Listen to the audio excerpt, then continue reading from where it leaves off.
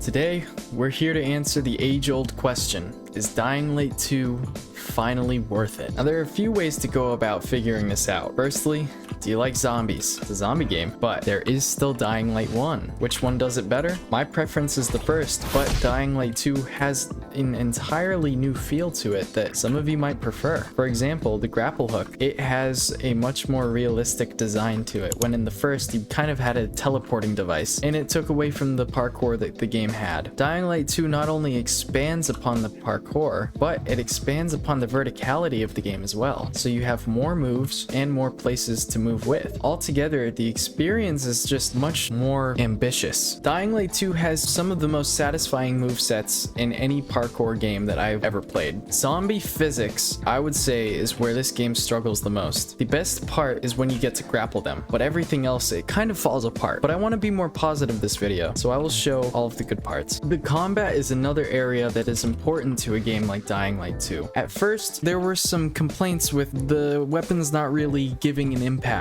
There was no feel like the first game. They added weapon bouncing, so if an enemy is close enough to you, see if I can, like that. See how the weapon bounced? Before they would just slice, just like that.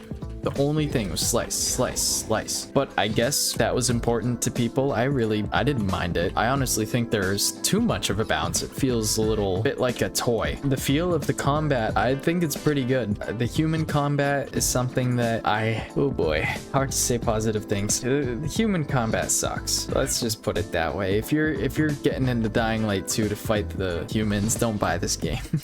That is not what this is for. Zombies and biters and virals and volatiles, like these guys, I'm gonna clear out this room and it's gonna be great. 1, 2, 3, 4. Final blow.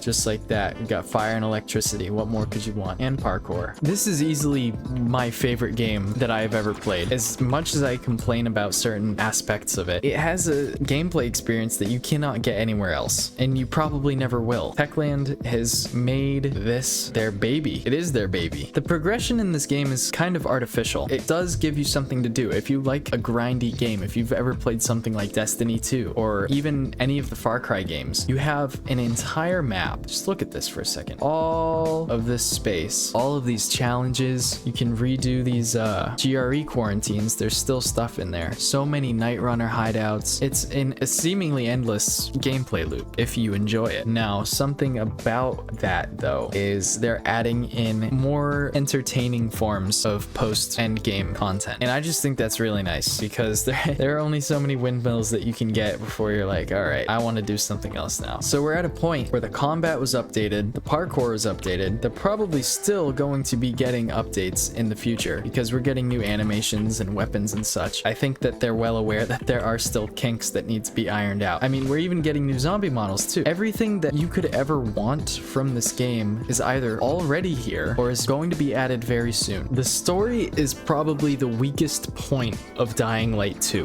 You meet loads of people, you get hit in the face a bunch of times, and you get endless amounts of dialogue that honestly feels like it was written by something like ChatGPT. At the start of the game, you get a little bit of a tutorial. You meet an old character, Spike, from the first Dying Light. Unfortunately, the game follows a route that I really strongly dislike, and it's a bit of a wild goose chase. But before we get to that point, you have some choices that you can make throughout this campaign. Now, it was marketed to be something that would drastically alter the course of the story and the world that you play in, which from a gameplay standpoint, I guess you could say that's true, but when you compare it to other games, it falls so flat on its face, it's not even funny. Hakon is easily the best part of the campaign in my opinion. He's the most interesting character, he has the most personality, and I hope in DLC 2, I wonder if they make DLC 2 follow whichever ending that you got, because there were multiple different endings, and I don't know which one was technically the canon one.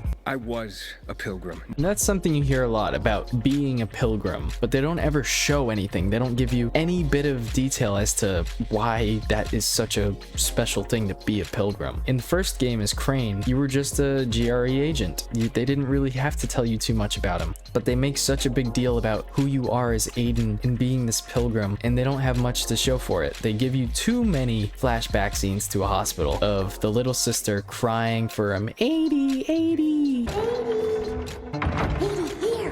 Aiden. and it just grinds on your brain and you want to delete the game. Dying Light 2 has a variety of weapons. You will not run out of using anything. You will definitely never fall short. If you love grenades, throwing knives, stealth gameplay, whatever it is, Easter egg weapons, you will find plenty of them here. How many games can you do this? It's amazing. You hit them so hard they go outside of the render zone. I'm currently playing on my PC, typically play on Xbox. The performance on both it's really questionable, and it's getting worse on console. I don't know what they do with the updates. I don't know if it's poor optimization or if the consoles are just too weak. That's something I wanted to talk about though, is we typically blame the hardware. Xbox is too weak. The Xbox Series S is holding back this generation. Developers have to cater towards this group of people because Microsoft makes them if they want their game to be on the platform, yada yada yada yada. But I'm not really buying any of that. I'm not buying that because this Series S exists, the game has to perform poorly on the Series X. And same goes for PC gaming as a whole. This game has something built into it. I have an AMD graphics card, FSR upscaling. This is becoming all too common in gaming, and I think it needs to stop. We need to stop blaming the hardware and start blaming the software and the developers that are making games that can't be run with the hardware that we have, because I seem to remember a time where we were forced to make games that worked on bad hardware, and those games are generally more iconic and set the tone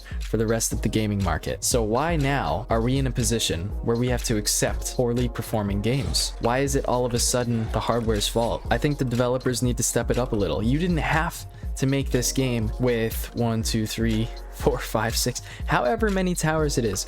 Maybe make one less tower if that's holding back the performance. There's only so much that I can really understand about accepting that these developers are just making games. You don't have to do that. You are not forced into a position of making a game a way that just kills the performance and makes people use upscaling methods that degrade the overall visual fidelity. It's not fair. It sucks. I'm playing this game at a very humble 60 frames per second on the lowest settings that I could make it. I would prefer a 30 FPS experience over using upscaling. And the Xbox version, at least for me, has loads of sound bugs. I'm getting way less issues on the PC version. So if you're playing on a computer and you're looking at this game, yes, it's worth it. It is so worth it, especially with all the updates coming out. See the VNC tower there? You're going to be able to go up there with your friends, do procedurally generated raids. They change every single time to a degree. I'm sure there's a limit, but there's going to be so much co-op content and post-game content that you will be left with so much to do. You probably won't know what to do with it. And this is after loads of updates as well, loads of community feedback. All of it is going to be better than it is when I upload this video. And even when I upload this video, it's more than worth it, especially when it goes on sale, because that happens quite often. All in all, the weakest point of Dying Light 2 is the story. But how long do you really have to stick with that? There's so much combat, there's so much parkour that you get to experience that, I mean, you don't have to play the story. I still recommend you do it. Try and immerse yourself, because they have made changes, at least to the Bloody Ties DLC. They took out some cutscenes to make the story more cohesive. I don't know if they did that with the main story. I